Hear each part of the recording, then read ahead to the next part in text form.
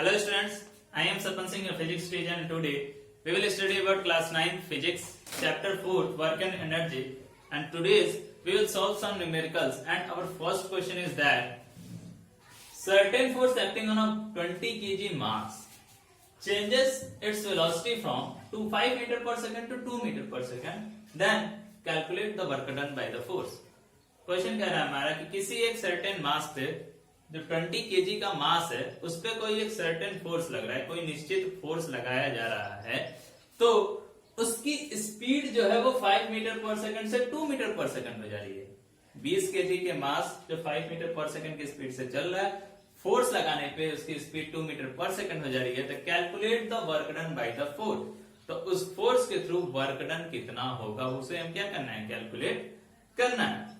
तो here first of all m is equal to 20 kg and v is equal to v1 is equal to suppose that 5 meter per second।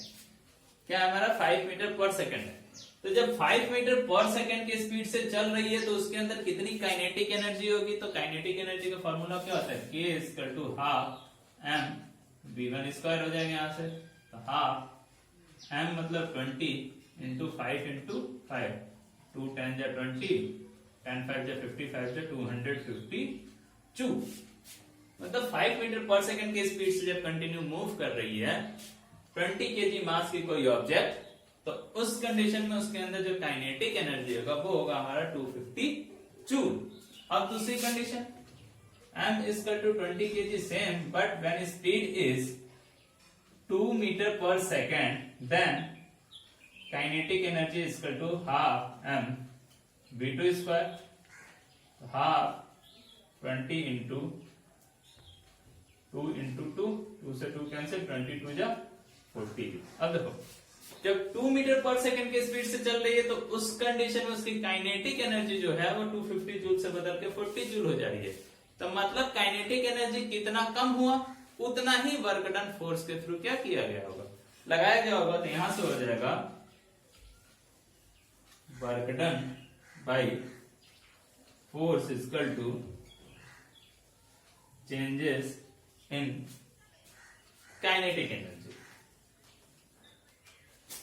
तो 250 minus 40 is equal to 210 joule, मतलब उसकी velocity जो 20 KG का है 5 metre पर second से 2 metre पर second करने में जो फोर्स लगेगा उस फोर्स द्वारा वर्क डन जो होगा वो 210 जूल के बराबर होगा। ठीक है, तो ये था आज का हमारा फर्स्ट क्वेश्चन। अब आगे next question. Next question is that a certain household consumes 250 unit of energy.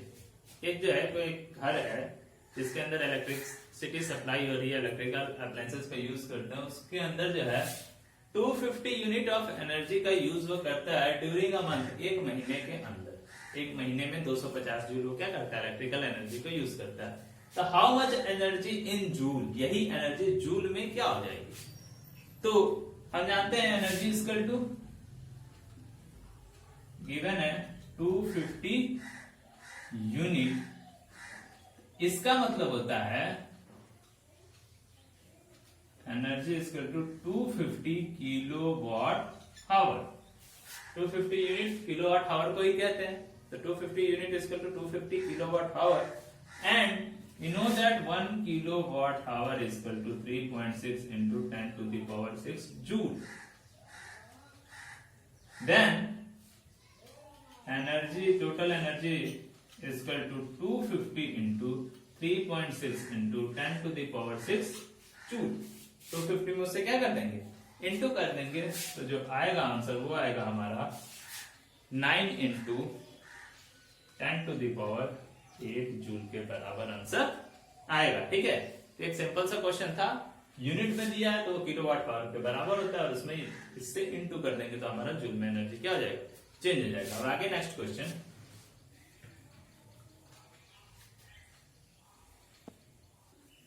Next question is that an electrical heater is rated 1500 watt, then how much energy does it used in 10 hours।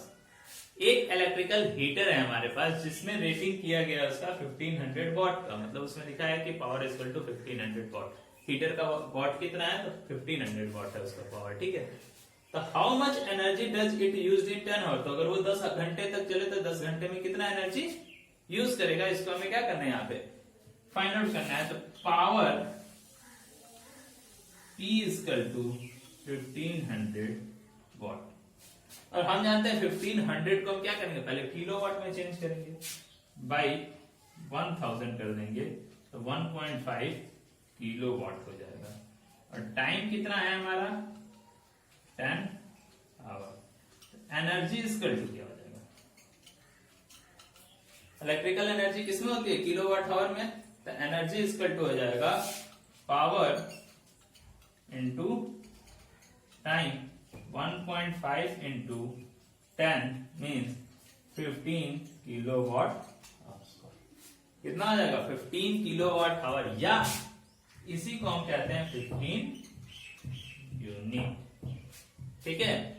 ये हमारा question था।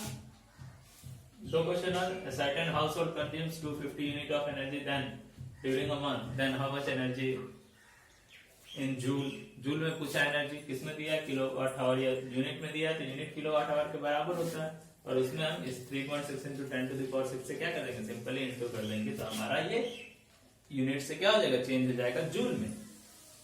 और दूसरा question था कि एक electrical heater है, किसी भी अप्लायंसेस का पावर दिया रहे, वॉट में दिया रहे, और इलेक्ट्रिकल एनर्जी पूछ ले, तो वॉट में है तो उसको किलोवाट में चेंज करेंगे, 1000 से डिवाइड करके 1.5 किलोवाट, और टाइम जो है वो घंटे में चेंज कर लेंगे, अगर है ऑलरेडी तो कोई बात नहीं है।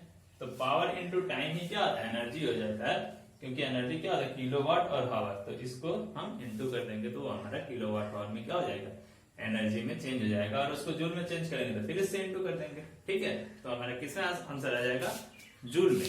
तो आज का 3 क्वेश्चन, आगे next question. Next question is that calculate the work required to be done to stop a car of 1500 kg moving at a velocity of 60 km per hour. Calculate the work required, कितना work requirement होगा उसको हमें calculate करना है, to be done, उस काम को करने के लिए, टू स्टॉप अ कार, एक कार को रोकने में जो काम लगता है उसको करने के लिए कितना वर्क डन जरूरी होगा, ऑफ 1500 kg, मतलब mass equal to 1500 kg, car का जो मास है जो 1500 kg की है, और moving at a velocity of 60 kilometre per hour, और v equal to 60 kilometre per hour. तो 15000 kg की कार, 1500 kg की कार को 60 किलोमीटर पर आवर चलने पर उसके अंदर जो एनर्जी होगी उसको रोकने में कितना हमें वर्क डन करना पड़ेगा।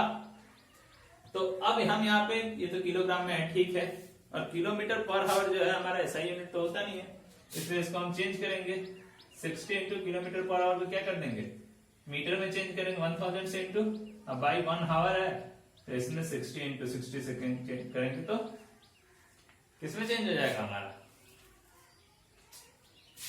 मीटर पर सेकेंड में, और ये जो है 0 से 0 कैंसिल, 50/3 मीटर पर सेकेंड हो जाएगा, क्या हो जाएगा 50/3 मीटर पर सेकेंड, वेलोसिटी हो जाएगी मीटर पर सेकेंड में 50/3, और मास इतना है। तो calculate the work done, work done कितना, उतना ही लगेगा जितना वो काइनेटिक एनर्जी उसके अंदर होगा। तो काइनेटिक एनर्जी इक्वल टू होता है हाफ mv², तो हाफ इंटू 1500 इंटू 50/3 इंटू 50/3। जब हम इसे सॉल्व करेंगे तो ये हमारा आ जाएगा 28333.3, 28333.3, इसको आप सॉल्व करके देख सकते हैं, ठीक है। इतना जूल हमारा क्या आ जाएगा, आंसर आ जाएगा, ठीक है। तो अगर मास दिया रहे और वेलोसिटी दिया रहे तो वर्क डन पूछे तो काइनेटिक एनर्जी, क्योंकि वर्क और एनर्जी क्या होता है, इक्वल होता है, उतनी ही एनर्जी यूज होगी जितना वर्क डन होगा। तो एनर्जी इसमें कितना है, काइनेटिक एनर्जी इतना है, और उतना ही, उसी को रोकने के लिए हमें क्या चाहिए, वर्क डन करना है, तो सेम वर्क डन करना पड़ेगा। यहां से वर्क डन इक्वल टू भी क्या हो जाएगा 28333.3, ठीक है। तो ये था आज का हमारा क्लास जिसमें हमने 4 क्वेश्चंस किए।